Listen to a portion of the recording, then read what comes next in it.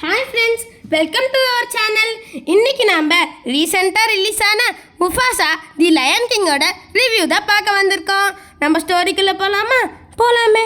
First Simba பும்பாவையும் டிமானியும் கூப்பிட்டு என்னோட பொண்ணு கியாராவை நல்லா பார்த்துக்கோங்கன்னு சொல்லிட்டு சிம்பா பக்கத்து காட்டுக்கு அவனோட ஒய்ஃப் நல்லாவை பார்க்க போயிடுவான். அப்போன்னு பார்த்து கியாராவை பும்பாவும் டிமானும் ரொம்ப டிஸ்டர்ப் பண்ணிட்டு இருப்பாங்க. அப்போதான் நம்ம ரஃபிக்கு உள்ளே வருவார். கியாரா பும்பாவும் டிமானும் நீ ரொம்ப டிஸ்டர்ப் பண்ணுறாங்க, நீங்கள் ஏதாவது கதை சொல்லுங்க அப்படின்னு கியாரா கேட்பா. அப்போ ரஃபிக்கு தான் ஒரு கதை சொல்லுவார். அதுதான் தி முஃபாசா. ஓப்பனிங்கில் நம்ம ஹீரோ முஃபாசாவும் அவங்க அம்மா அப்பா கூட ஜாலியாக இருப்பான். அவன் இருக்கிற இடம் ஃபுல்லாக வறண்ட பூமியாக இருக்கும், ஒரு டெசர்ட் பிளேஸ் மாதிரி இருக்கும். அப்போன்னு பார்த்து ரொம்ப நாள் கழித்து மழை பெஞ்சுது. மழை பெஞ்ச போது எல்லாரும் ரிவருக்குள்ளே போய் குளிக்கலான்னு போனாங்க. அப்போன்னு பார்த்து வெள்ளம் வந்துருச்சு.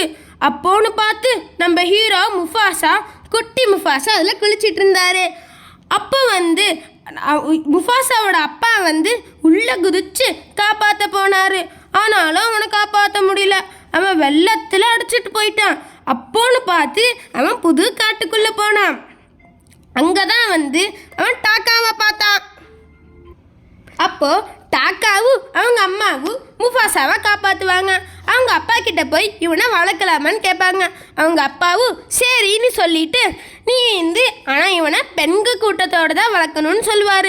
சரின்னு முஃபாசாவோடும் பெண் சிங்கங்களோடய வளர்ந்தான். கொஞ்ச நாள் கடந்துச்சு. அப்போது டாக்காவும் முஃபாசாவும் பெஸ்ட்டு ஃப்ரெண்ட்ஸாக இருந்தாங்க. அப்போ என்னாச்சுன்னு பார்த்தீங்கன்னா, நம்ம முஃபாசாவோட ஹீரோக்கு செம்ம டேலண்ட் இருந்துச்சு.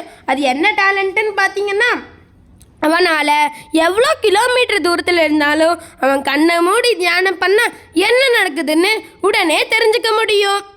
அப்போ தான் அங்கே ஒரு வெள்ளை சிங்கங்க கூட்டம் வந்துச்சு. அவங்களோட தலைவன் தான் கிரோஸ். அவங்க ரொம்ப கெட்டவங்க. அந்த காலத்தில் அவங்க வெள்ளை கலரில் இருந்தனால ஒதுக்கி வச்சுட்டாங்க. அவன் எல்லா நாட்டையும் கைப்பற்றணும்னு ஆழ்ந்தான். அப்போது அவன் டாக்காவோட அப்பாவை கொன்றுவான். அப்போ டாக்காவும் முஃபாசாவும் காட்டை விட்டு ஓடி போயிடுவாங்க. அவங்க அம்மா